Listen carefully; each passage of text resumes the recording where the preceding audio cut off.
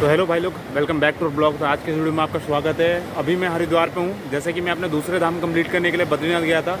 बद्रीनाथ का वीडियो आप लोगों ने देखा, माना विलेज का वीडियो देखा ऊपर से, और वसुधरा वाटरफॉल का वीडियो देखा। उसके बाद अब मैं आ गया था ऋषिकेश की तरफ। ऋषिकेश से फिर मैं आ गया हरिद्वार। वैसे तो मेरे को जाना था चोपटा के लिए, तुंगनाथ के लिए, लेकिन बहुत सारी प्रॉब्लम हो गई थी कुछ रास्ते में, इस वजह से मैं नहीं जा पाया और मैं सीधा हरिद्वार आ गया। हरिद्वार में अभी गंगा जी के पास में। तो इस वीडियो के अंदर मैं बहुत सारी चीज़ें आपको बताने वाला हूँ कि बद्रीनाथ जाने में मुझे क्या प्रॉब्लम आई, उधर से आने में रहने खाने पीने का क्या खर्चा वगैरह था, मेरा कितना टोटल कॉस्ट वगैरह आया, और आपको जाना चाहिए कि नहीं, सोलो ट्रिप के लिए कोई जा सकता है नहीं जा सकता है, क्या बजट रहेगा। उधर से आते वक्त में बहुत सारी प्रॉब्लम हुई जो कि साथ में आपके शेयर करूँगा, तो इस वीडियो में पूरा बने रहना।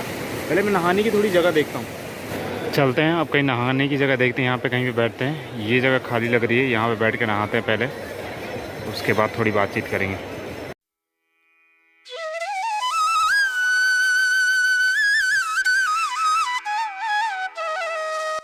तो ये लेके आ गया मैं बोतल। अब ये गंगा जी का जल भरते हैं यहाँ हर की पौड़ी में, और फिर इसको लेके अभी घर जाएंगे।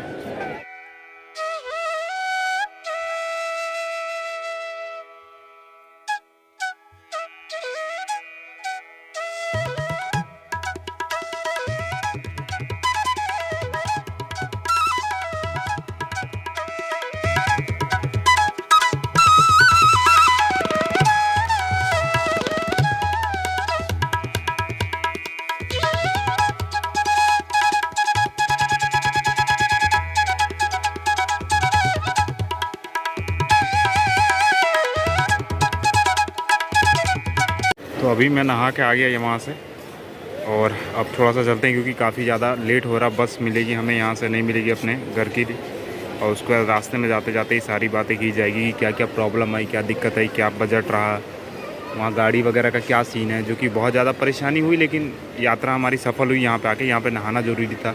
जब यहाँ से गुजर रहे हैं तो मैंने जल भी ले लिया है, और नहाना भी मेरा ज़रूरी था, तो मैंने स्नान भी कर लिया।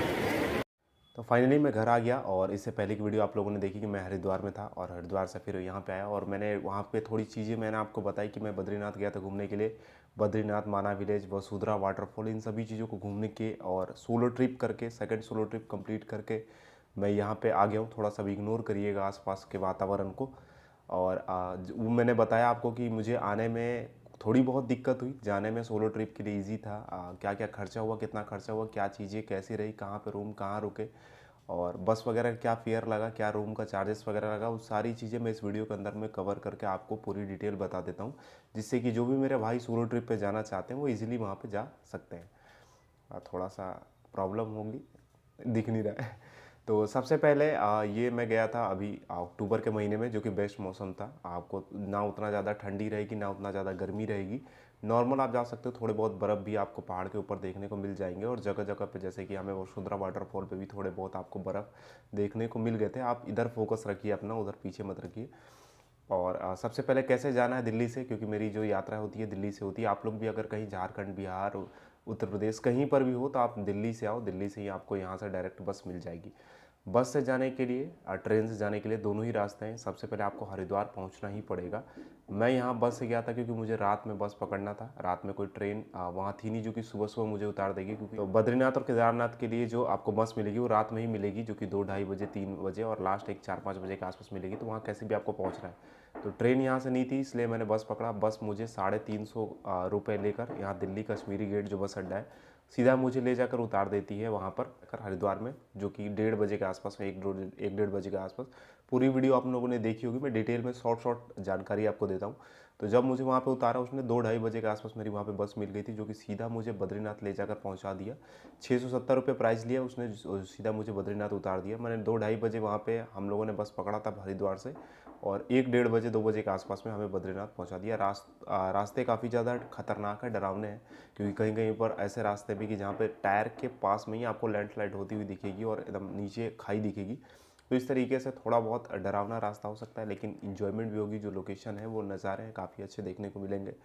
तो जैसे तैसे हमने करके बद्रीनाथ पहुंच गया, और बद्रीनाथ पहुंचने के बाद सीधा मेरा काम था रूम ढूंढने का, कि रूम कहाँ पे ढूंढूं, क्योंकि मैं सोलो ट्रिप गया था, मेरे साथ कोई गया नहीं था।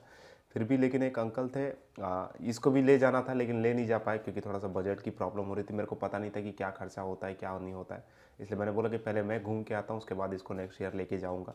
और इसका थोड़ा काम भी था, इस वजह से बिजी था।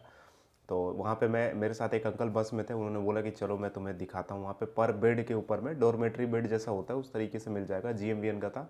मैंने अपने वीडियो के अंदर पूरा लोकेशन बता दिया कि कैसे आपको मिलेगा। तो वहाँ पे कहीं भी आपको 500 बेड करके इस तरीके से एक बोर्ड दिख जाएगा। उस बोर्ड पे आप मतलब उस कंपनी के अंदर में आप उस डॉर्मेट्री के अंदर में आप चले जाना। वहाँ पे आपको 500, पहले तो वो 700 रुपीज़ के बोर्ड लगे रहेंगे कि 700 रुपीज़ पर बेड के चार्जेस लगेंगे, लेकिन आप थोड़ा बहुत रिक्वेस्ट करना तो वो आपको 500 रुपीज़ पर बेड के अलाउड कर देंगे, जो कि 24 घंटे के लिए रहेगा। और उसमें रात का एक बार का जो खाना रहेगा उसमें आप अनलिमिटेड कुछ भी ले सकते हो, रोटी चावल दाल कुछ भी ले लो। तो रात का एक बार का खाना फ्री रहेगा, बाकी सुबह में चाय वगैरह आपको देंगे। लेकिन मैं तो सुबह ही निकल गया था, तो वहाँ पे आपका 500 रुपीज़ लग गया मेरा। उसके बाद मैं जब 1:30 बजे पहुँचा था तो एक जाकर रूम वगैरह लेने के बाद बैग तो वगैरह क्यों लिया भाई रूम? क्या लेना। पहाड़ों में सो जाता। तो पहाड़ों में जिसका सोना चाहते हैं तो वो अपना टेंट वगैरह पहले से ही कैरी करके लेके जा सकते हैं। जो नॉर्मल टेंट वगैरह आपको मिल इस जाता कथा है को सुनने डिकैथलॉन के में। लिए मैं 10 रुपया का दूध ला के कॉफी पिलाया हूँ, फिर ये एनर्जी निकल रही है। तो आप वहाँ पे टेंट वगैरह में भी रुक सकते हो, जो कि अपना खुद का टेंट लेके जा सकते हो। या टेंट में भी सोने के लिए वहाँ पे 500 200 500 अरे जो भी 500 200 300 1000 1000 2000 लगेगा मिनिमम आपका। थोड़ा सा चार्जेस ज़्यादा रहता है, डोरमेट्री बेड का कम रहता है। और रूम अगर बोलो कि आप फैमिली कपल है, इस तरीके से लोग जा रहे हैं घूमने के लिए वहाँ पर, तो 1000 2000 रुपीज़ आपका लग जाएगा सिर्फ रूम में, जो अच्छा, कि मैं एक पूछूं बेड के शेयरिंग रूम में। हाँ, वहाँ पे जाने के लिए 10 दिन रह सकते हैं? 10 दिन रह सकते हो, 50 दिन रह सकते हो, खाना कितने खा दिन सकते हैं? आराम से खा सकते हो। बाथरूम जा सकते हैं? हाँ, बाथरूम तो लगेगा ही नहीं। बाथरूम क्यों नहीं लगेगा, अंदर ही लगेगा रहेगा, नहीं, इतना बर्फ गिरेगा ऐसा क्या। है। तो उसके बाद रूम खोजने के बाद मैं तुरंत ही चले गया स्नान करने के लिए, क्योंकि वहाँ पे स्नान करने के लिए कुंड बना हुआ है। बद्रीनाथ धाम के सीधा आगे में ही आपको कुंड, गर्म पानी का कुंड मिल जाएगा। वहाँ पे भी जाकर आप स्नान कर सकते हो। तो मैं कपड़े वगैरह लेके वहाँ कुंड में स्नान करता हूँ। और मेरे जब गया था उस टाइम पे ही, कुछ देर बाद में ही शायद हो सके तो मुकेश अंबानी जी आए थे, तो उससे पहले ही मैंने दर्शन कर लिए थे, इसलिए भीड़ काफ़ी कम हुई थी, हट गई थी। तो हमने जल्दी जल्दी अंदर में दर्शन कर लिए। दर्शन करने के बाद मैं रूम पे चले गया और थोड़ा बहुत मार्केट है वहाँ पे, लोकल मार्केट, थोड़ा बहुत वहाँ पे घूमे। और घूमने के बाद रात में हमने खाना पीना खाया और वहीं पे स्टे कर लिया, क्योंकि सुबह मेरे को निकलना है माना के लिए। तो सुबह सुबह 3-4 बजे उठा मैं, और उठने के बाद मेरा 12 बजे तक टाइम था कि मैं अपना बैग वगैरह वहाँ रख सकता हूँ। तो बैग मैंने वहीं बेड पर रख के और निकल गया मैं माना विलेज के लिए। माना विलेज के लिए मैंने जैसे वीडियो के अंदर बताया था, 50 रुपये पर पर्सन के हिसाब से शेयरिंग टैक्सी मिल जाएगी, लेकिन काफ़ी ज़्यादा लेट होगा। और 2-3 किलोमीटर के ही आसपास था, तो मैंने पैदल ही यात्रा कर ली थी। इधर से जाते वक्त मैंने सोचा उधर से शेयरिंग में आ जाऊँगा। तो इधर से मैं माना विलेज पैदल पैदल चले गया। ज़्यादा से ज़्यादा मुझे आधा घंटा का समय लगा होगा पैदल जाने में, ज़्यादा टाइम नहीं लगा। माहौल जो था, मौसम जो था वो अच्छा था, वादियाँ अच्छी अच्छा, थी। तो वीडियो में देखा है 4 व्हीलर से कोई मिला था, वो हाँ, कौन था? एक भैया मिले थे वहाँ पे माना भाई, विलेज। उनको देख ब्लॉग में लेना भी तो चाहिए, एक देखना सेकंड, तो चाहिए। मैं बता रहा हूँ कहानी। माना विलेज जो बोर्ड था ना, तो मैं वहाँ गया अकेले अकेले, तो फोटो वगैरह क्लिक करवाने के लिए वो भैया बोले कि पहले मेरा एक वीडियो बना दो। मैंने बोला ठीक है भैया। वहाँ वो भी अकेले थे, मैं भी अकेला था, मुझे नहीं पता कि उनकी गाड़ी खड़ी है। तो मैंने उनका जब वीडियो बना दिया तो मैंने बोला भैया मेरा एक बना दो, उन्होंने बना दिया। फिर मैंने उनको बताया भैया मैं तो माना जा रहा हूँ, तो बोले मैं भी जा रहा हूँ, तो आओ छोड़ देता हूँ। तो उन्होंने बोला टैक्सी है वहाँ पे जो, तो एक सेकंड। तो वहाँ पे जब व्लॉग में देखा होगा कोई, मैं उसके अंदर बैठ के एक बार शूट कर रहा था, तो मुझे लगा कि ये तो माना विलेज तक जाएंगे ना।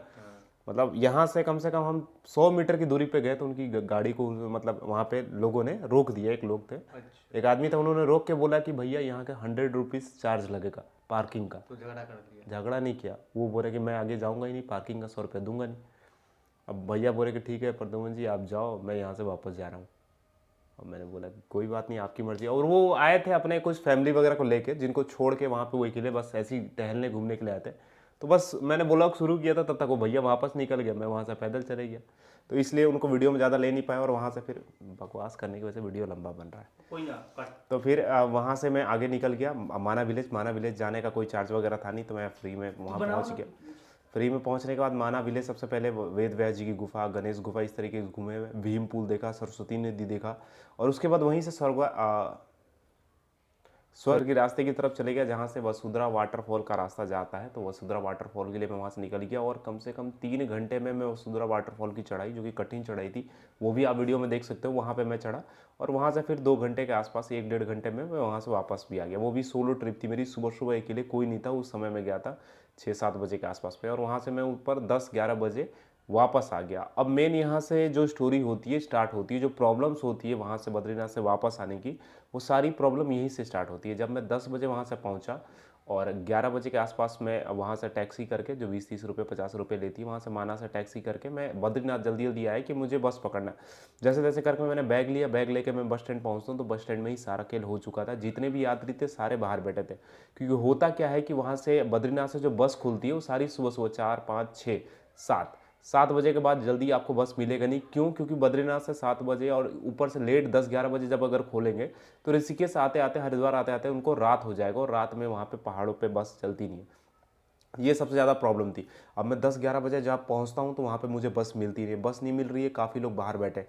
ऊपर से टैक्सी वाले लोगों का मतलब हर टूरिस्ट प्लेस पे लूटना होता है, तो टैक्सी वाले लोग एक एक आदमी का मतलब प्राइवेट चार्ज कर रहे थे कि मैं आपको सिंगल पहुँचा दूंगा 4,000 बोल रहा हूँ, 15,000, 20,000 रुपये, 10,000 से 12,000 रुपये, इस तरीके के प्राइस आप दोगे तो ऋषिकेश वो पहुँचाएंगे। और प्रॉब्लम मुझे यहाँ होने लगी कि मैं सोलो ट्रिप पे गया हूँ, तो मैं सोचता हूँ कि जितना से जितना मेरा कम खर्च हो उतना ज़्यादा मेरा बेटर है। अभी तक मैं 350 रुपये हरिद्वार तक देके और 670 रुपये बद्रीनाथ का टैक्सी बस में देके इतने कम प्राइस में ही 1,000-1,100 रुपये के प्राइस में मैं पहुँच गया था। अभी इधर से 12,000 रुपये बोल रहे हैं, तो मुझे यहाँ प्रॉब्लम होने लगी। अब मैंने बोला कि मेरे पास 2 रास्ते थे, या तो मैं रात को वहीं फिर से दोबारा स्टे करूँ और अगले दिन बस पकड़ के वापस ऋषिकेश आ जाऊँ, और नहीं तो फिर टैक्सी करके धीरे धीरे करके आधे आधे रास्ते को कंप्लीट करूँ, जैसे कि वैसे हमने किया। सबसे पहले तो मैंने क्या किया कि आसपास में और लोगों को खोजा जो कि मेरे साथ में और ट्रैवल करेंगे ऋषिकेश तक। डायरेक्ट मुझे ऋषिकेश नहीं जाना था, क्योंकि मुझे लगा कि ऋषिकेश का चार्जेस 12,000-13,000 रुपये ज़्यादा है, जिसमें 5-6 लोगों को जाएंगे तो पर पर्सन के हिसाब से 2-3 हज़ार रुपये का खर्च रहेगा ही रहेगा। मुझे उतना देना नहीं था। मैंने बोला अगले दिन ही स्टे कर लूँगा, 500 रुपये एक्स्ट्रा दूंगा, 670 रुपये दोबारा दूंगा, 1300-1200 रुपये के अंदर में कल को ऋषिकेश पहुंच जाऊंगा। लेकिन मेरे पास टाइम नहीं था, मुझे ऑफिस की छुट्टी मेरे को 2-3 दिनों के लिए ही मिली थी, इसलिए मुझे जैसे भी करके ऋषिकेश पहुंचना था। लेकिन रिस्क भी नहीं लेना था, क्योंकि रात में टैक्सी वाले थोड़ा सा रफ ड्राइव करते हैं यहाँ पर ऋषिकेश वगैरह के अंदर में, और वो प्रॉब्लम है क्योंकि मुड़ावदार रास्ते होते हैं, तो वहाँ पर प्रॉब्लम होती है कि पहाड़ खाई वगैरह किसी से भी मतलब टकराना, लैंडस्लाइड वगैरह हो जाना, कुछ भी चीज़ें हो सकती है, दुर्घटना। इसलिए मैंने वो प्रेफर नहीं किया। तो मैं सभी लोगों ने बोला कि बस आपको मिल जाएगी जोशीमठ में। अब जोशीमठ के लिए टैक्सी खोजनी थी, वो टैक्सी वाला भी नहीं जा रहा था। फिर जैसे तैसे करके हम 10 लोग इकट्ठा हुए जोशीमठ के लिए, और सबसे जान पहचान हुई, हमारी थोड़ी बहुत दोस्ती बातचीत हुई, तो सब जोशीमठ के लिए रेडी हो गए। 300 रुपये पर पर्सन के हिसाब से टैक्सी जोशीमठ ले जाकर मैं उतार देता है। अब जोशीमठ में जैसे उतरते हैं वहाँ बस भी नहीं मिलती और दोबारा टैक्सी भी नहीं मिलती, हम वहाँ फंस जाते हैं। 1 घंटे आधा घंटा वहाँ वेट करने के बाद अब जोशीमठ से फिर हमें टैक्सी मिलती है चमोली के लिए, जो कि चमोली विलेज है। अब चमोली के लिए फिर हम 300 रुपये पर पर्सन के हिसाब से चमोली आते हैं। चमोली आने के बाद हमें रात हो जाता है कि तकरीबन 7, साढ़े 7, 8 बजे के आसपास हो जाता है, और रात में वहाँ से फिर टैक्सी मिल नहीं रही थी ऋषिकेश के लिए, और मिल रही थी तो काफ़ी ज़्यादा चार्ज हो रहा था। तो फिर हमने जैसे तैसे करके रात में वहाँ स्टे किया। वहाँ भी गवर्नमेंट का आपको रूम वगैरह अवेलेबल हो जाएगा, जो कि हमें 200 रुपीज़ पर पर्सन के हिसाब से चमोली में रूम मिल गया। और वहाँ से रूम मिलने के बाद सुबह उठ के हमने 5 बजे के आसपास वहाँ से फिर बस पकड़ा, और बस ने हमें 430 रुपये लिए, जो कि ऋषिकेश तक का चार्ज था, और वो मुझे 12, साढ़े 12 बजे 1 बजे के आसपास ऋषिकेश उतार दिया। ऋषिकेश से मैं डायरेक्ट दिल्ली भी आ सकता हूँ, और नहीं तो मैं फिर ऋषिकेश से मैं हरिद्वार गया, क्योंकि जब वहाँ गए ही तो वहाँ घूम के आ जाए। तो फिर ऋषिकेश में हरिद्वार गया, और हरिद्वार से फिर मैं वापस दिल्ली के लिए बस पकड़ के आ गया। तो इतना ज़्यादा स्टोरी था,